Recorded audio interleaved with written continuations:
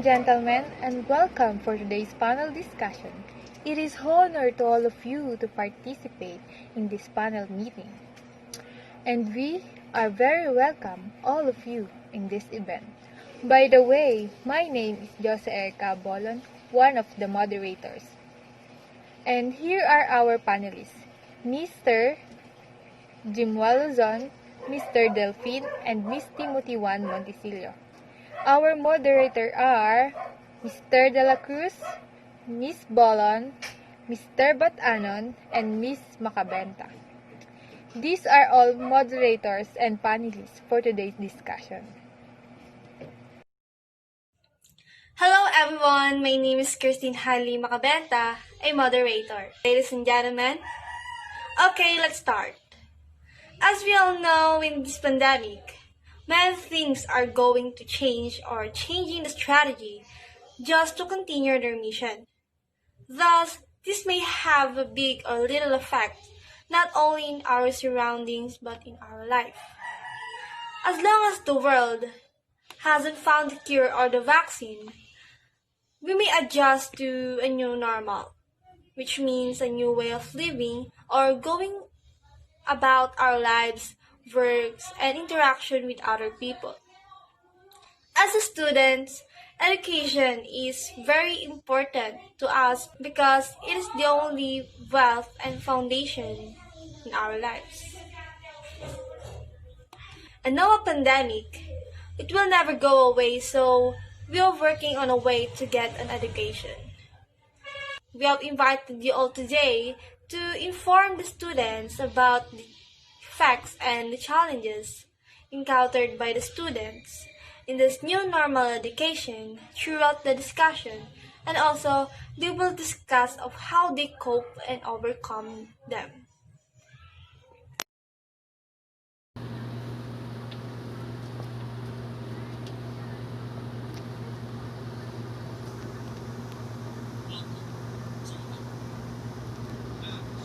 Good afternoon, everyone. We are a student of Buting Senior High School. We're here because we want to report about some student called Hinnanaing. That's why we are here, because we want academic praise. No student will be left behind.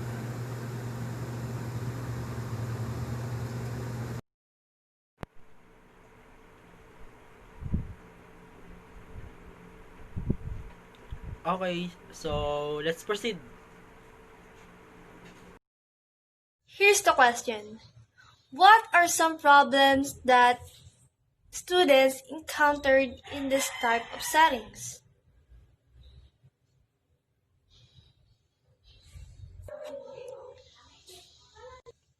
Based on your question, if we are not agree with declaring an academic freeze, some of my recommendations to help those students are self-learning modules or providing a hard copy provided by the teachers to give them notes about their lessons, and since other students are not like an independent learner, they can read it repeatedly. I would allow the teachers not to pressure the students by assigning a multitask and pass it immediately, but to give them a long due date. And also, I will give the schools an asynchronous day, which is the free time to students every 2 last days of week, wherein they are working with their modules, no classes, but they're working with their modules, so they can lessen their stress and their tiredness. Thank you for the question. First is module. Learning this kind of modality needs self-learning only, and we all know that some of our fellow students have not capable to study by themselves only. Not all students can afford to be independent in their studies. We also need professional people who guide our study and teach us physically and intensively for effectiveness.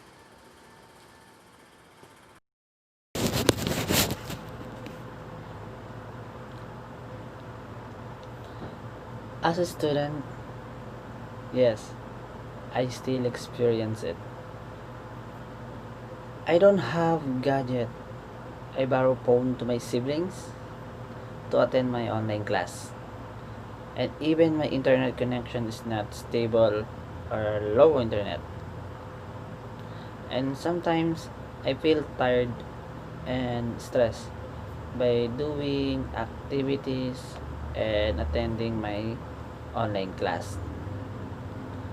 But my only way to alleviate that problem, mm, first, first when I feel tired, I just take a break and spend time with my family for a while and relax my mind to not affect my mental health and physical health. Because in this case of pandemic, not all of us have a capacity to being a fast learner, to think, to understand the lesson through online.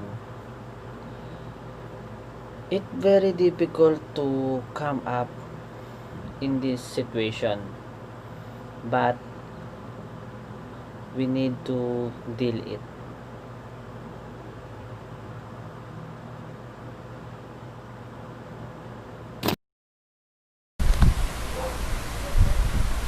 The problem with this new way is the lack of adequate school supplies for the online classes. The lack of school supplies for the creative schoolworks assigned by the teachers, and most importantly, the gadgets itself, which is the way for us to keep up with this new strategy.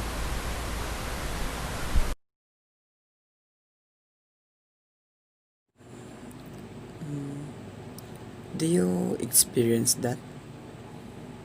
What kind of situation?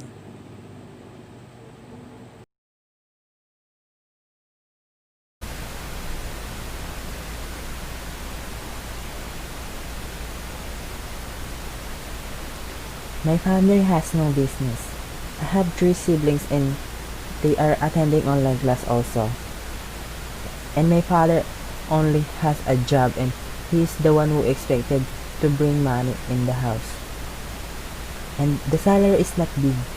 So sometimes I adjust. Like I told my father that don't load me first but my siblings so that it is not too expensive the, to them so that somehow they can pass their activities in some educational apps.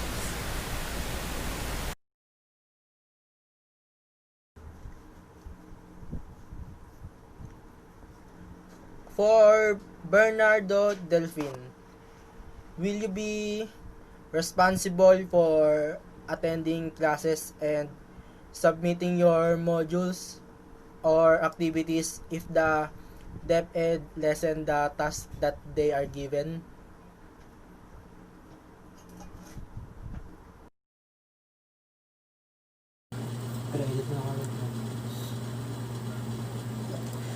Thank you for that question. I answer it into my experience through online classes. First, I don't have Wi-Fi connection or internet cable. I buy load to attend virtual classes or Google Meet and to pass also my activities through Google Drive or Gmail. Yes, even my internet connection are so very low or not stable. For me, it's not a reason to not attend or submit their activities or our activities. Therefore, I do wait to look a good signal. I go outside in our house, even the sun reflected in my whole body, especially in my eyes. I do it not only to attend and to pass my activities and to learn because as a student, it is my responsibility and as a responsible student.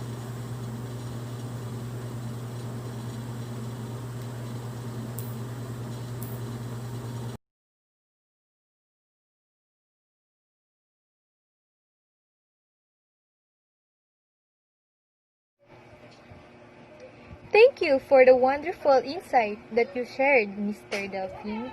We all like it. So let us move on to the next question. Here the question is, by those challenges you all said, did you or still experience it? If yes, how do you find a way to alleviate that problem? All of the panelists can answer my question. Thank you.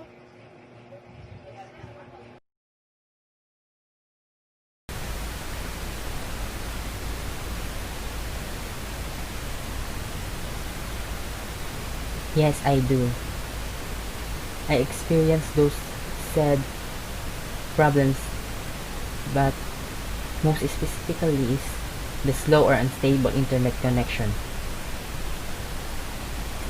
I mostly experience slow internet connection during in the afternoon and evening. When there's an instance that I need to pass up performance tasks, activities, or even journals in my teachers, and that time that and experience unstable internet connection, the thing that I usually do is ask my classmate a favor if he or she can pass my schoolworks because I have a bad internet connection right now. If ever that they are also having problems on passing their own schoolwork, is the thing I would do is I will ask my teachers if he or she can let me pass my schoolwork late by telling the reason why. If ever that those two is not effective, then the least thing that I could do is go outside of the house and go to the nearest internet cafe and rent a computer to pass my schoolworks on time.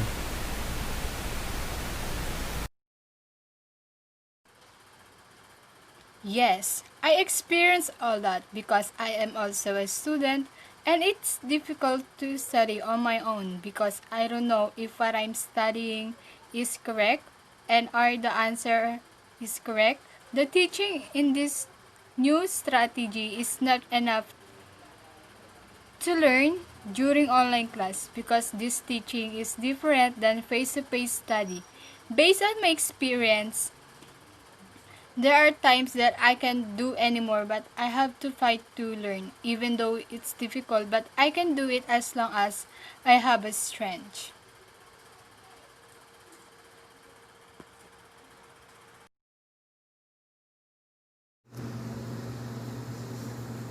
Oo nga, wala pang video eh. And we are here to suggest academic freeze. So technically, we agree on academic freeze because we are not learning anymore in this kind of setup. We just attending class just to submit activities. And modular class is to hassle because my mother going to school from our home to get module. It's a very dangerous, because we all know that COVID is, or we all know coronavirus is very dangerous. That therefore we need to stay at home.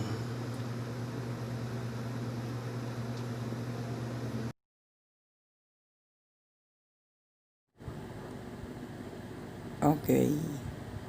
Thank you. But I have a question to all of you. What do you know about academic freeze? What is your perception about that?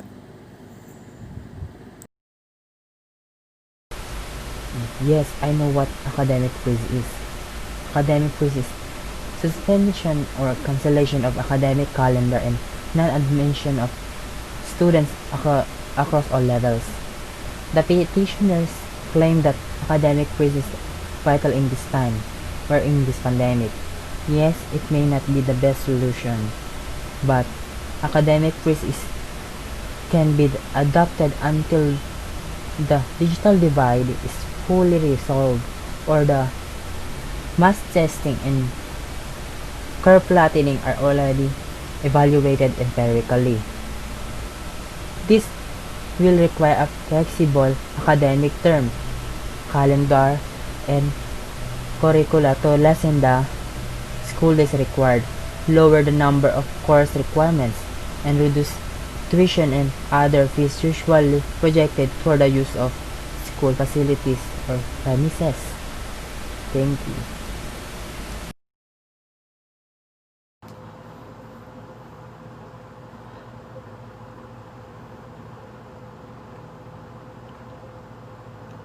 Academic freeze refers to the cancellation of schooling amidst of COVID-19 crisis or cancellation of the academics calendar and non-admission of students across all. In my own perception, mm, can't ev- can't everyone go with flow.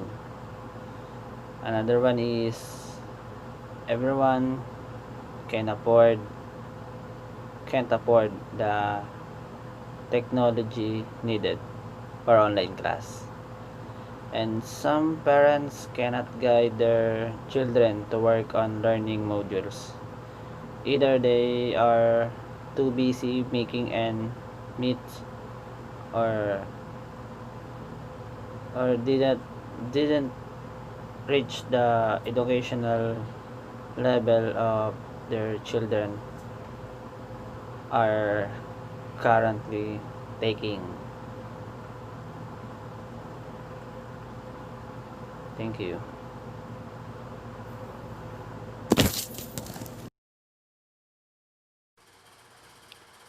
For me, academic freeze is the cancellation of day school year, because not all students can study at this time because someone has no equipment, especially the study system is different. At, at this time, it is difficult to study now because other students always have learned. They just pass the requirements to pass and answer from their own stock knowledge.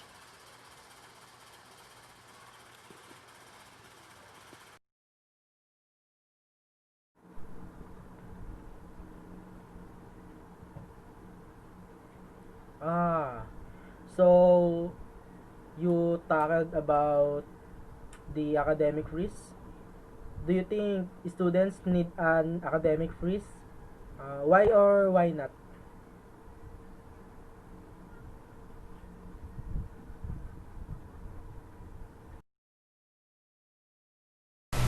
Yes, students need academic freeze because early resumption of classes will just cause an additional burden to families and guardians that providing tuition allowances as the transition to the new normal lets all of us most especially the indigents prioritize basic necessities from square one. Academic freeze will give the country time to have effective and efficient mass testing or mass vaccination, not only in the hands of one but for the for a collective and responsive system to push through this pandemic. As far as there are underprivileged students who are victims of distorted system, an academic freeze is the most plausible option for students, teachers, and for the school administrators.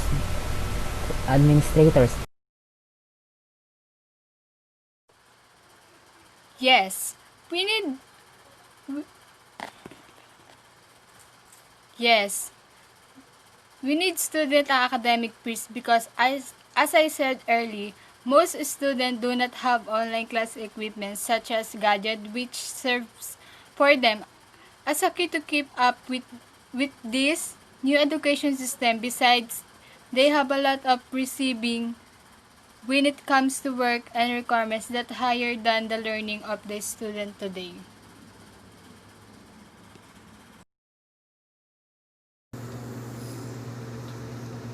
And we are here to suggest academic freeze.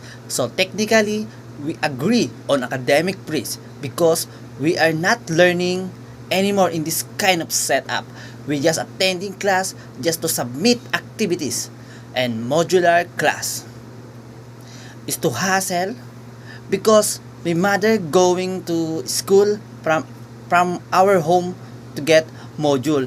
It's a very dangerous, because we all know that COVID is, or we all know coronavirus is very dangerous. That therefore we need to stay at home.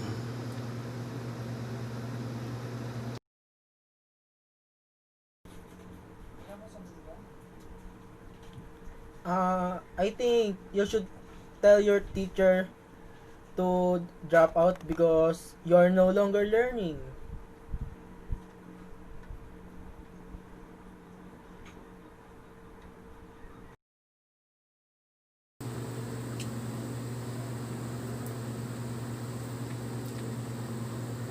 And no one will do that because no one of us like to be left behind. Wow, your answers are really impressive. But if we agreed or grant you wish to declare an academic freeze, what do you think the advantage and disadvantage for a student?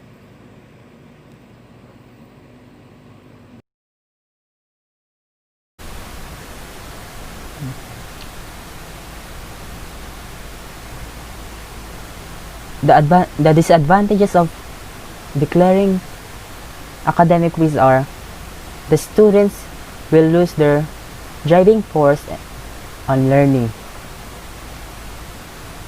surge the risk of misbehaviors among the students or teenagers and their households. Behind schedules like graduations will have an impact to our economy and workforce of our country.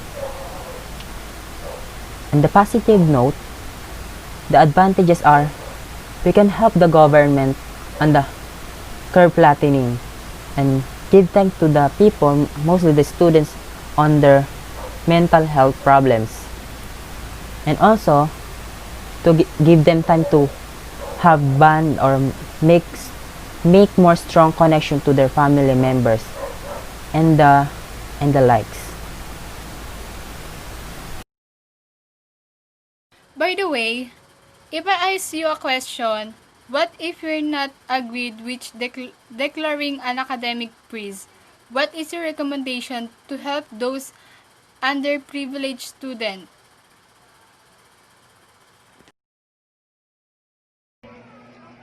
Thank you for the question, Miss Timothy Juan Montesilio. For me, something pushes me to not agree with declaring academic freeze because there is no perfect solution to this complicated problem. No matter how we solve it, it will be difficult for us to freeze academically because we will be so late in our study. Not like abroad, they can provide their needs in online classes nor face-to-face classes, but not in our country. Did you know that our education, the economy, may be delayed due to the student having to graduate but not at this time because of the academic freeze? All will turn it down. However, we are more important than others. So, if the suspension of education can be anticipated and resolved with the help of the education or the DepEd, such as reduction of schoolworks, have no deadline to submit, student will be able to do self-learning as well. Student will there is no nothing to complaining about. Also, students are able to keep up with other countries, and we can promote the online classes for our students. And no one will miss, no one will be left behind. We can do it. Here's the question. What are some problems that students encountered in this type of settings?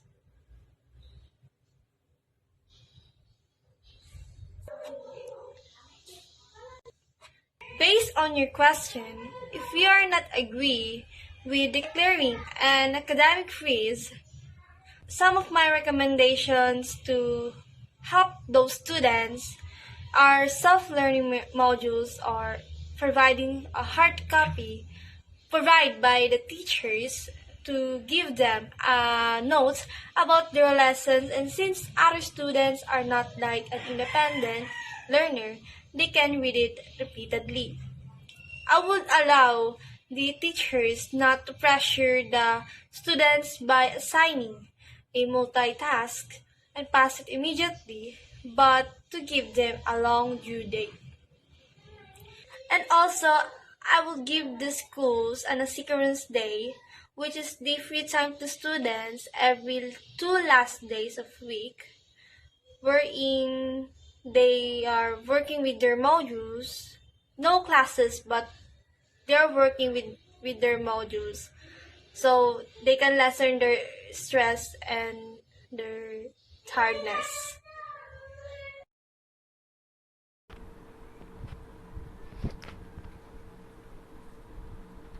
Yes, I agree with her. I can also recommend to those students who cannot go with the flow in these settings by telling the teachers regarding of their workloads or their their papers, to give the students a long due date to pass, and understand that they cannot buy loads, and sometimes because of the internet connection, maybe sometimes it's unstable to pass their activities and to attend synchronous classes.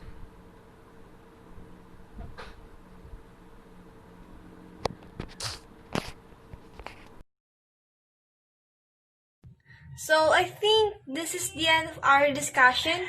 I'm happy to hear those opinions from all of you, and I hope the discussion continues out into your school and into your family and friends.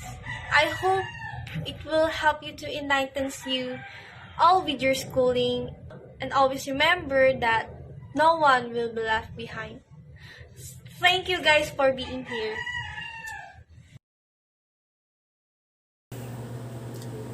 And that's all. Thank you to all of you. Because of you, we had expressed our opinion about this trend conflict.